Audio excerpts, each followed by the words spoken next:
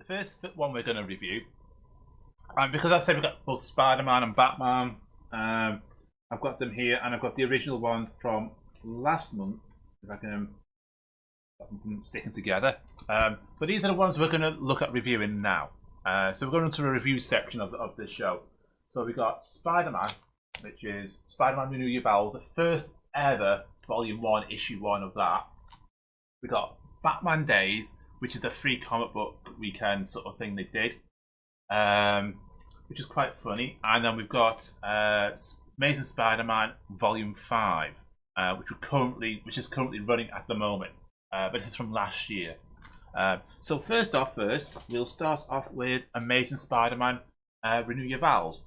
Now, this was first done in August 2015. This is the first print of the first volume of the first issue. The backstory of this is Part 1, Renew Your Vows Part 1. Why can't we have nice things? The last Spider-Man story. This is what it's about. It's the last Spider-Man story, Part 1. And it says basically, not even Amazing Spider-Man is safe from the Secret War. So it takes place after the Secret War sort of thing, or the Secret War is kicking off, and he's trying to sort of avoid it. In this new Marvel universe, Peter Parker, Mary Jane Watson, and their daughter have to scrape by to make ends meet. But do they have each other? This is what it's about. So it's a face front true believers sort of thing. This is, and this is one if you've been sort of asking for. This is what Marvel have been saying in their actual comics. Sort of, is this what you want? You know. So you get that in a sort of introduction to the whole comic, to what it is. Basically, the Secret War, behind the Secret War itself, it was a multiverse was destroyed. Heroes of Earth 616, which we always keep coming back to in Spider-Gwen, and we'll be talking more about that in Spider-Gwen in a minute after we've done all this. And Earth 6160 were powerless to save it. So this is what happens in the Secret War. The two worlds sort of get destroyed in a bit. Now it all remains is the battle world, a massive patchwork of planets composed of the fragments of the worlds that no longer exist. Maintained by the Iron Will and of the God Masters, Victor Von Doom, each region is a domain unto itself. This is the story of such one domain, the Amazing Spider-Man. So this is where this takes place. Now this one is actually called this volume issue. I mean, so this issue and the start of the volume is about why can't we have nice things. It starts off with Peter and Mary Jane sitting at the table with Mary Jane telling Peter off for fixing his stuff on the table as she's feeding Annie, who is a baby at the time. So we've reviewed volume 2 quite a bit, and we've got Annie who's in high school or middle school or something like that, and she's sort of swanning around like a superhero age 12 or something like that. Volume 1, it starts off with Annie being a baby. So it's like that. That's how it starts off. They have a nice family moment in the whole comic, the start of the comic. He's sort of fixing things on the table like any other parent would do, any other father would do. Fixing things on all his web stuff and things like that. And they look on their lives together, and they worry about Annie growing up and calling her daddy Spiderman, and Spidey in front of the other people. So that's what they're talking about in this family sort of mealtime. You know, Mary Jane's turned around and said, I think I'm worried in case she turns around and calls you Spidey in front of her friends when she's growing up in that. But at that time, Peter's still working in the Bulge, Daily Bulge. Or Boogle, isn't it? It's a Boogle, isn't it? The Boogle. Why I called it the Bulge? It's the first thing that came in my mind, you know. But later on, back at the Daily Bulge, Peter arrives with more photos of Spider-Man, as his boss tells him to hold on that, as they've got a bigger story on the Punisher. So you get the Punisher in it, Moonlight. There's a nice little back thing on that, and a new villain called Night Thrasher. At the same time, he gets a phone call from Mary J, asking her how she is, and things like that. And then when she's sort of telling us she's got to go and answer the door, the phone goes dead, and she's like, "What's going on? What's going on?" At the same time, Cap's pulling up some CCTV footage of Black Widow and Augustus Roman, and their sort of Queen, they go off on the Queen jet. So Spidey goes back home to see what's going on after they've gone out. and see what happens with Mary Jane. So when he turns up, he finds Venom there. So Venom's there holding Annie, and he's like, the caption of it is "Daddy's home." Sort of Venom sort of says, and in his Venom voice he goes, "Daddy's home," like that sort of thing. So that's what he goes like, you know. And he says, "I thought I'd just drop by to come and see the baby." You know, as he sort of says, he's sort of laughing away. The Venom normally does. It then leads to a fight between Spider-Man and Venom. And as they both fight, Mary Jane and Annie are running out the flat and trying to flag down a passing Quinjet, which sort of goes past them and doesn't see them. Then at the same time, you got Capt and Black Widow are fighting the villain called Regent, and Mary Jane ends up chasing a fire engine down the street, with Venom chasing her and Spidey coming out and then chasing Venom after them. It's like a nice little scene that you see in a comic that goes on. In the end, Mary Jane catches the fire engine and turns on the sirens just as Venom is about to appear. And as everyone knows about Venom, he doesn't like loud noises. So you got Venom sort of covering his ears and going, "Ah, what's going on?" You know, and turn that off, sort of thing. Spidey turns up and manages to defeat him outside a burning building. So that's what's happening. He sort of pulls him to a burning building. Venom's trying to sort of deal with it, but he gets caught in the end.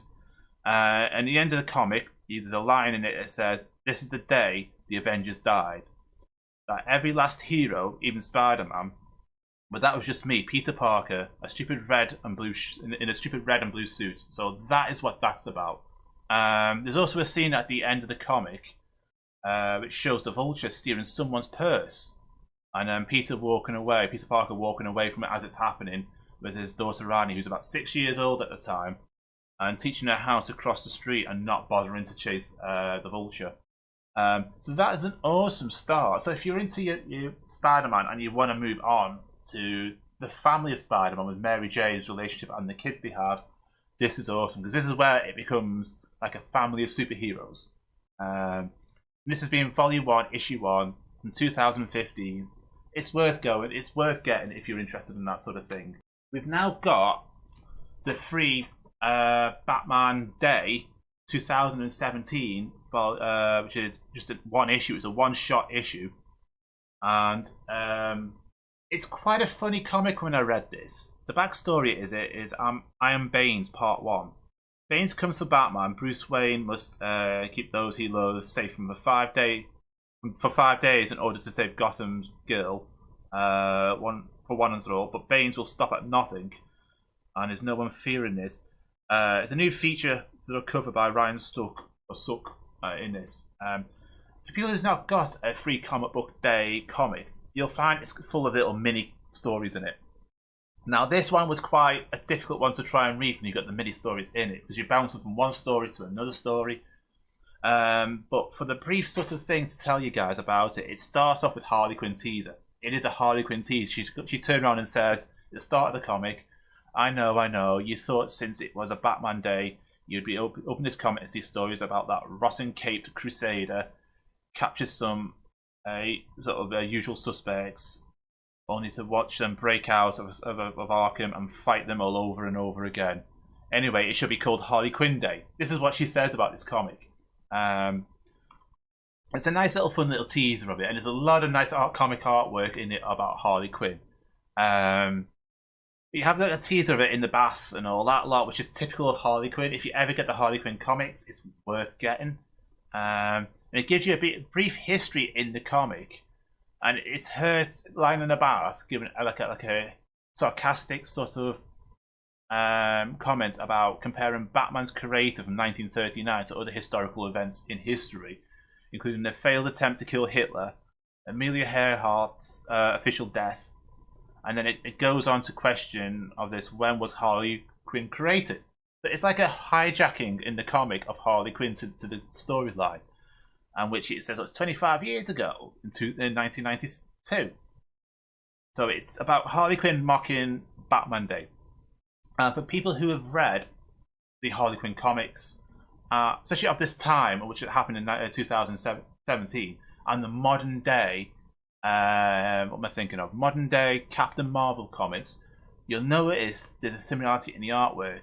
or the writing of it, it's because this one was written by Amanda Connor, who's also done the ones for she did the artwork for the modern day Captain Marvel comics that we've been showing live on stream this past year, and she's originally done the comic writing and the actual artwork for the original Harley Quinn back in, I think it was the Rebirth one she did.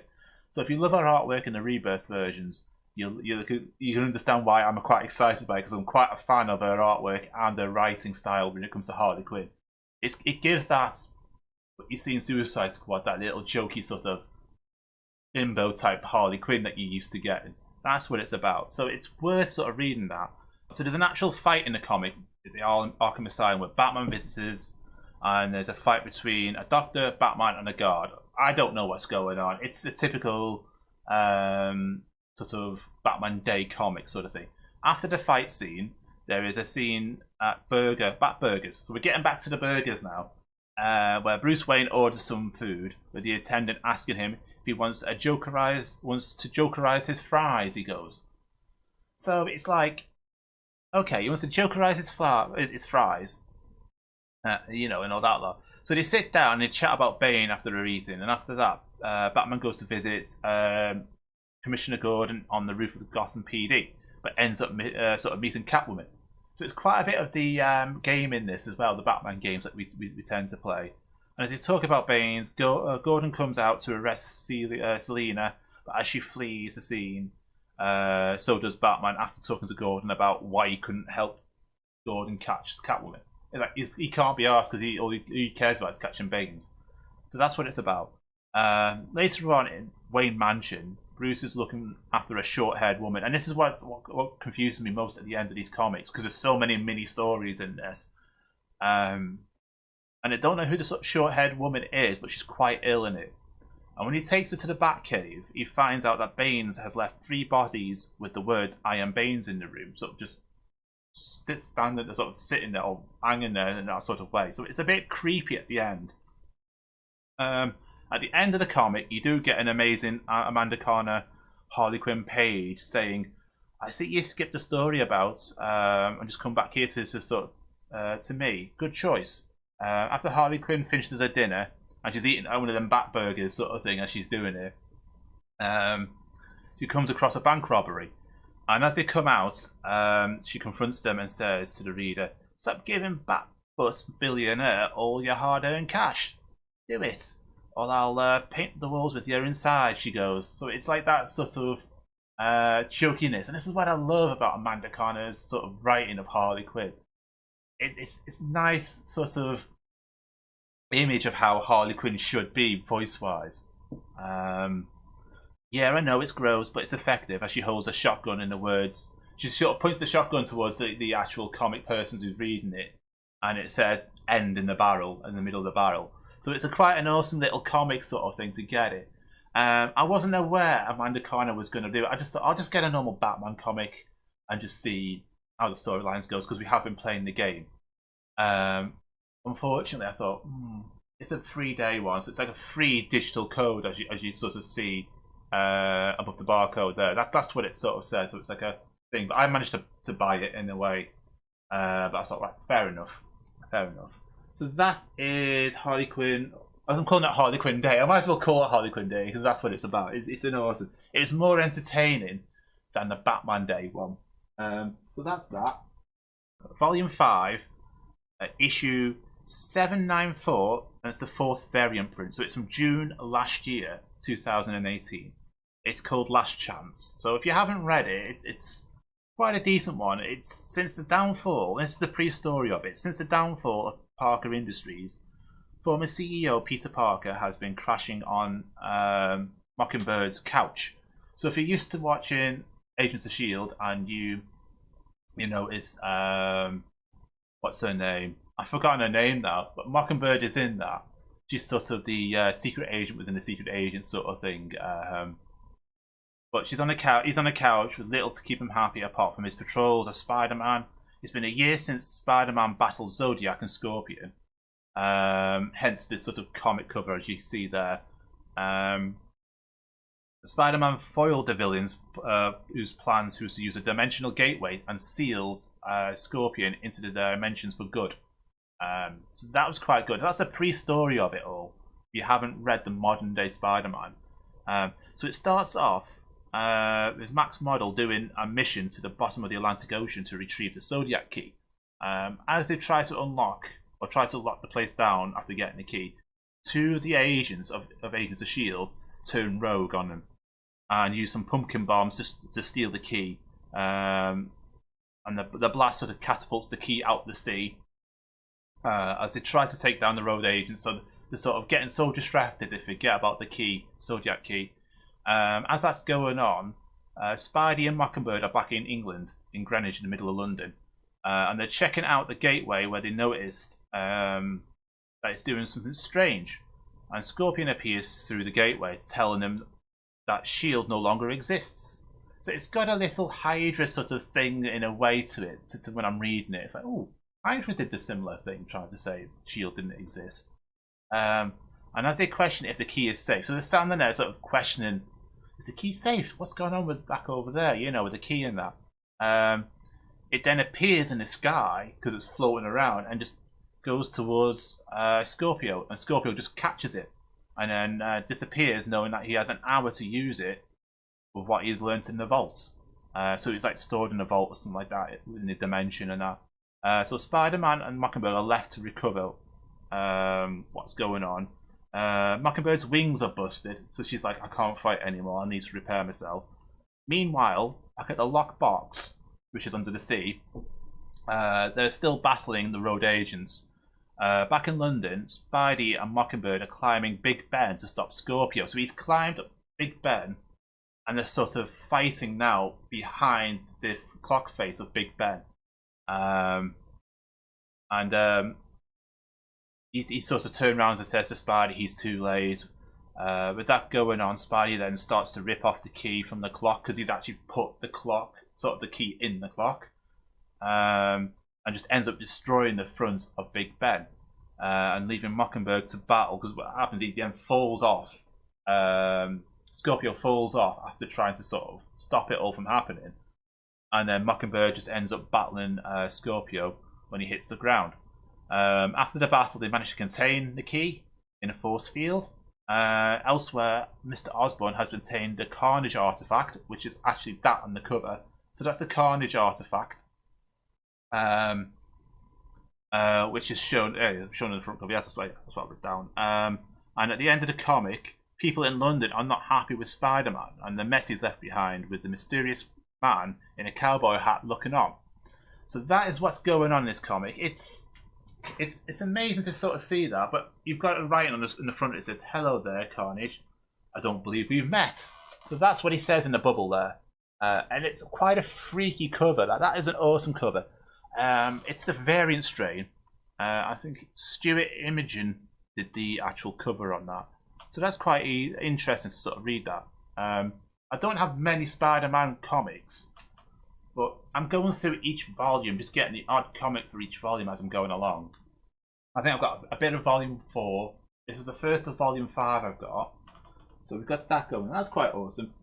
Now next we go on to Spider-Gwen, Ghost Spider. And this is the last issue of Spider-Gwen, Ghost Spider, Volume 1, before they change her name. So last month we showed you the variant strain as well. I think I had the variant strain, I can't remember, I'll have to look back on it. But I've been collecting the variant. If they come out with variant strains, I'll normally unbox both the variant strains and the originals for you guys, so you guys get to see it. But this is one we've unboxed. It's been an amazing comic to read, this Volume 1. It's been up to 10 issues at the moment, so it's nice. And it started off, if I remember rightly, after the Spider-Verse. So the first 4 issues were about Spider-Verse. Then after that, it went into her actual life of being outed as Spider-Gwen. So everyone got to know who she was and that sort of thing. So that gives you a bit of a brief history. And the villain in this one was actually Man-Wolf. And when she had to go and save Mary Jane, Bands, and all that lot in the sort of the last one we did in issue 9. In this issue, she ends up going to Earth 616 and teaming up with Spider-Man. So it's nice that we've got that link with Spider-Man and Spider-Gwen in this. And this is what I love. Even though we've had bad news this month regarding Sony and Spider-Man, coming back to the comics and reading the comics, the brand newer comics, it's like, wow, I get a sense of the Spider-Verse. This is what you get. So with this one, it starts off with a background to Spider-Gwen and how she became Spider-Gwen. With a scene of her fighting some baddies in a back alley. After fighting them, she webs them up and then starts to talk about the bad headache she's been getting right through the comic series. So she's been thinking, I've had these bad migraines. You know, I've been sweating these small spiders. It's almost like she's still got that bit of Gwenom in her. For people who don't know, she became the Venom version of Gwenom in issue 2 of the original Spider-Gwen comics towards the end of it. And then she served her time, came out, and this is where this one started off. She ended up in the multiverse after she came out to do this. What are we doing it? She calls them, so she's been having that, and through the comics she's been dropping gummy spiders everywhere. So that's what she calls them, gummy spiders, but they're actually little spiders she's been sweating. Because she doesn't do like Spider-Man does. She doesn't just change the clothes and that. She actually transforms. Her skin transforms into her suit. That is what's been going on with her in this comic. Even though you see in this comic her suit's sort of in the bin there, she has actually been sort of physically transforming. The only person who knows about these sort of things that's been going on to her is Elsa Brooks, who's disappeared and no one knows where she is. However, Gwen has got some access to some parallel universe jumping tech, which is the way that Spider-Ham does, I think. You know, because he's got that sort of tech on him. And we saw him at the beginning of the volume using that sort of tech to transport her and then giving it to her in that sort of way. So that's how she's got it. And so she starts using it to find herself on Earth 616, which is current day Earth. So she arrives on Earth 616 and she finds out that her powers don't work. So as she arrives, she finds out she can't land, and she sort of lands in a tree as she's falling. She's like, oh, I can't get onto this building. Oh, webs won't work. That's what it is. The webs won't work. So she ends up crashing into a tree, and she feels like she's landed in the wrong dimension. So she goes to the library to find out if she can find Peter and Miles in the actual universe. So she ends up meeting up with Spider-Man and tells him about her problems. So they have previously met in the Spider-Verse, so this is after the Spider-Verse. So this could be a clue if they decide they're going to do the next Spider-Verse Volume 2 or whatever they're going to do with film-wise. This is what they might turn into. So she ends up telling him about the problems, and they end up swinging across the city in their webs.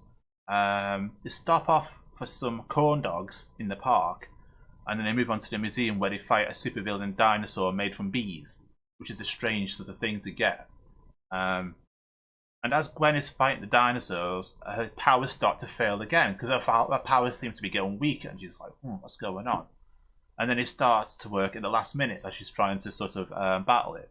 In the end, they beat the dinosaur, with a few onlookers saying that they were allergic to bees and things like that and how they could have died. And a few asking for selfies with Spider-Man. So that's what's going on. She's thinking, what's going on? And then the rest of them are looking at Spider-Gwen, not knowing who she is, with Gwen asking herself that she's now got a secret identity on Earth 616. In the current universe, everyone knows who she is, including in her school and things like that. So she starts to thinking, what she can give herself a new name. You know, she's thinking, what can I do for a new name? She's thinking, I can't be Spider-Woman because Jessica Drew's Spider-Woman, she's thinking, in this universe. And she would kill her if she chose that name in that sort of way. And we've seen quite a lot of Jessica Drew in the current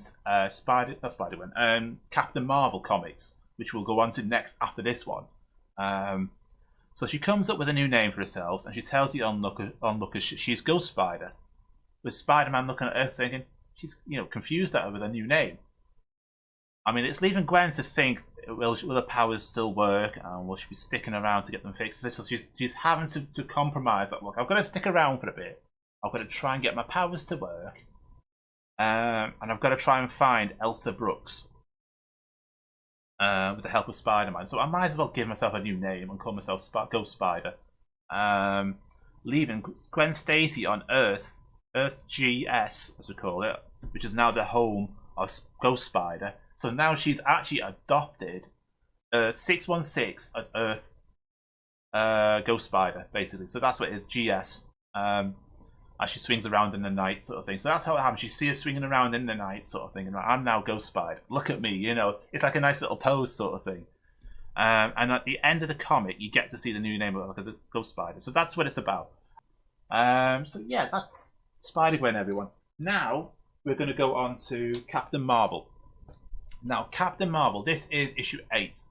And this is, I think, this is the last artwork cover by Amanda Connor, who used to do the Harley Quinn comics. This is the last one she's doing, and then they've got another cover artist to do the rest of the comics. Now, if I remember rightly, reading this week gone, they're going up to issue 12 in these comics now, because you always get a full year of Captain Marvel in that. So yeah. The backstory to this is, after taking a hiatus to care for her family, during which she learns her mother had been a Kree warrior for years. This is from the Life of Captain Marvel, in case you haven't read it. That was before the film came out, and we reviewed that from January right through to March before the film came out. It was like 5 issues that we reviewed, which was quite awesome to get it. You can get them from volume 1 or issue 1 through... from show 1 to show 4 or 5. I think that's where you'll be able to sort of catch it on my VOD if you want to look back at them. But yeah, she found out her mother was a Kree warrior for years. She then returned to the front lines with the Avengers in this comic, mostly with Tony Stark. Carol had agreed to a high-profile interview in a piece of a paper, which was turned into a scorching expose when Nuclear Man kidnapped the reporter who was supposed to do the interview, and Marvel had to go off and try and free her. That's what happened in the backstory to this comic. So after a short battle in the 2 previous comics, she teamed up with Black Widow and Doctor Strange. So Doctor Strange turned up, Spider-Man turned up, and they both came to sort of fight the Enchantress. You get a bit of Bucky Barnes in it as well, which is awesome to see the Winter Soldier battling in partnership with Black Widow. And after that, she returns home to Goose the cat. It was awesome. So you get Goose the cat in this. The start of the comic, you get Carol is at her family home in Hoswell, Maine, looking at the stars at night. 5 days ago, she fought a kraken-looking thing. What I mean is a kraken. It's like what you see in the ocean type thing. It was like that, but it was flying in the sky across Manhattan. Worried that it was some sort of broad invasion, she battled away, blasting them with the help of Jessica Drew, who was in the comics as well, who was actually Spider-Woman. And Hazmat was there as well, watching on. So you get a lot of superheroes in this. At this time, Carol gets knocked back by a broad metal arm when a new superhero comes across. And it's like a new superhero looks exactly like Captain Marvel herself, but she's wearing white and red. Sort of same costume, sort of thing, but white and red. So it's like a bit of confusion to find out who she is at first. After they finish the fight, Carol then gets knocked out, and Spider-Woman swings across to try and catch her in time, which is Jessica Drew. At this time, Hazmat is blasting the Broad from the waterfronts, and crashes into the sea. So the Broad crashes into the sea. After the battle, Carol goes over to the Broad to open it up to find it's got a Kree inside it. And she pulls him out, she takes him to the others. Then the superhero that was dressed in white and red turns up and introduces herself as Star. So we get to see Star in this. Now, 2 days later in this comic, after seeing Tony, Carol fight, and you get like a news sort of reel going on in the background. They're fighting more aliens and in this sort of city and all that lot. And news reporters are asking if she's a fake or a hoax, with Star taking all the credit for some reason. So it's going to be a bit of animosity between them two, I think, in the future comics that we're going to get. But now Carol is fighting and partnering up with the Avengers and Iron Man. So we see a lot of the news reports of the Avengers and Carol with them, and the public are actually protesting out in the streets with the chance of send her home. It's like, hence you see there, I'm not sure if you can see, you can read it there in the actual comic. for focusing, alright. It's asking whether or not she's a people person. So 5 days later, Carol gets a court order to attend a military course as they want to force her out the Air Force because she's still a member of the Air Force with her being half Cree, which upsets her a lot. So the next day, Jessica Drew turns up to cheer her up with the rest of her friends. So the rest of the friends turn up to cheer her up. She-Hulk's there as well. And if I believe I'm right, they're going to do a She-Hulk film or something. I think I've read that this month, that that's what they're going to do. I think I might have caught a glimpse of it in the Twitter feed, sort of She-Hulk coming up. I'm not sure if it's going to be Disney related or Marvel. I don't know. It's going to be out one of them two. Anyway, they have a nice chat about the friendship, and at the last minute, especially about the last mission, She-Hulk turns up, and somehow there's a little fight between She-Hulk and Carol. Which is great to see, but it's a friendly fist fight. Carol's sort of sitting in a field thinking about things. Minna Evra, who's a Kree spy. If you remember the Kree spy who's blue in the Captain Marvel film, I think that's who it is. Minna or Min Evra is her name. I can't pronounce it. It's a Kree name. And they have a nice little chat, and they become friends, which leads to the next issue. Which is going to be issue 9. At the end of the comic, it shows Goose chasing a mouse into the bathroom, where he finds a load of mice hissing at him, and you either get a little glimpse of either the mice are going to attack Goose, or Goose has turned into the octopus and then kills him. But it's like a small little comic ending. It's not part of the main story thing, but it's like a separate comic thing that you get in free comics sort of thing. But they bunged it in the end page of this, which is awesome to read. It's like, oh, I miss seeing Goose. You see him in the films with Nick Fury and all that lot. And you sort of think, why you don't see him most in the modern comics and that. So it's nice that they've included it in the comics. So, yeah. I think it's Kelly Thompson who writes these. She's awesome writing. She's still continuing to write the modern ones. But this cover artist, Amanda Connor, is the last cover artist that she's done on this. Cover art on that. So it's awesome to sort of get that. And like I said, I'm going to miss her cover sort of comics like that. Because it does give me, when I look at him, I notice the art difference to that and, like I said, Harley Quinn sort of things. So you're like, yeah, you compare the two like that. But yeah, that is that, babes, basically. So if you like your Captain Marvel and you're interested in it, do have a look at that. But before you read that and you start reading these ones, check out Life of Captain Marvel. It's a 5-issue comic based on Captain Marvel and where she goes home and she discovers her mother, her brother, things like that. And if you read that, it gives you an insight to how these comics come. This one's pretty action-packed. You got the Avengers in it. They end up in Manhattan regarding Nuclear Man, who originally appeared in the 1974. Can't remember which comics it were, but he was originally appeared in 1974, off the top of my memory. I have mentioned it before in previous VODs about that villain. So it'll be somewhere there. But yeah, it's nice to sort of see her battling with the Avengers. You may not get to see that now in the film sort of thing, but I do wish they did another Captain Marvel film. If they were based more on the comics like this, it'd be awesome. Really would. So we've got 2 comics here to unbox. These are basically August comics that have arrived. So I'll unbox them one by one, and I'll show you the little tabs. I've had them for a few weeks, so we're going to have one that is going to be Spider-Gwen, and then we're going to go for one that is going to be Captain Marvel. So this one is in. So this is what's come out the box. As you see there, box can go down there. And I'm not going to look at it until I remember what it is. You guys can tell me what it is once I get it out. Here we go, here we go, here we go. Oh, let me do it this way. Let me do it this way for you guys. Can you see what it is? And it is the variant ones as well, I think. Ghost Spider variants. Oh, and Captain Marvel. Right, here we go. So I've got Ghost Spider, issue 1.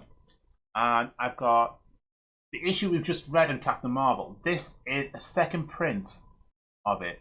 Now, I don't know who's done the artwork to this one. Let's have a look. What have I got written down? This is a Mark Brooks comic cover. And Star. So that's actually a drawing of Star. That's what Star looks like in the actual comics for people who are interested in that. So yeah, that's issue 8. So that's the variant one. I saw that and thought, I want another variant. I was being greedy and I thought, I want another variant of that. Because I realised I couldn't get a variant for Ghost Spider. The first issue of Ghost Spider, which is volume 2. But there's nothing for me to say about that apart from tell you guys, it's just the second one that we just read. So the original one is basically that one that we just read. This is another variant. So I now got 2 variants of that one. But that's what Star looks like. So yeah, if you want to check that out, do check it out, especially in digital. It's well worth it. Yeah, Ghost Spider. That's what we're going to get onto next. Ghost Spider is now in Earth 616. She changed her name from Spider-Gwen to Ghost Spider because she didn't want to be called Spider-Woman, which she is in her universe. For me, that has been confusing to read because when I hear about not Ghost Spider, Spider-Woman, I always think automatically of Jessica Drew. I do for some reason. I've got a load of Spider-Woman comics here about Jessica Drew. So when I read that, I always automatically think that. So now that she's changed her name to Ghost Spider, that is pretty good. That's pretty good. So let me give you a backstory on this. So what I'm going to do is I'll review this properly next month for you guys, but I'm going to give you a backstory to what Marvel is saying about this comic. So basically it says Gwen Stacy makes her way to the Marvel Universe. With a cloud of infamity hanging over her head on Earth 65, which she's originally from, Gwen Stacy now travels to Earth 616 for superhero action and school. The newest students at ESU, I don't know what ESU is about to get a crash course in multicity as she splits her time between the world that she loves and the world she's just getting to know.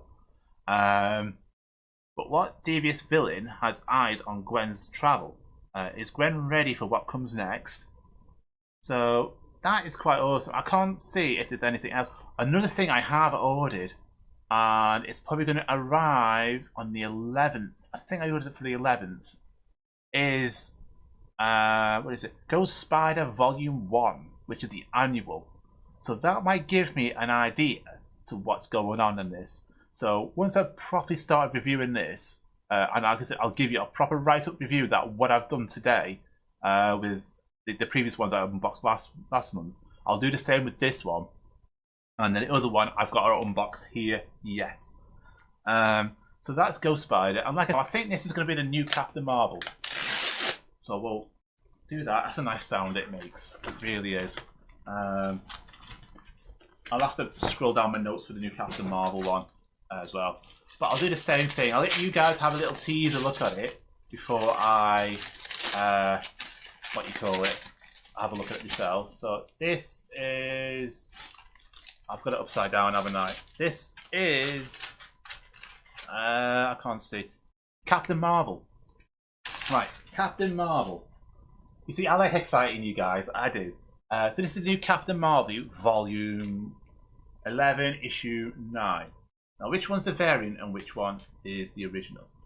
I think, yeah, that's the original. Sorry, that's the original. I can tell by the barcode. You see, I just read barcodes for a living. That's what it is. So that's the original.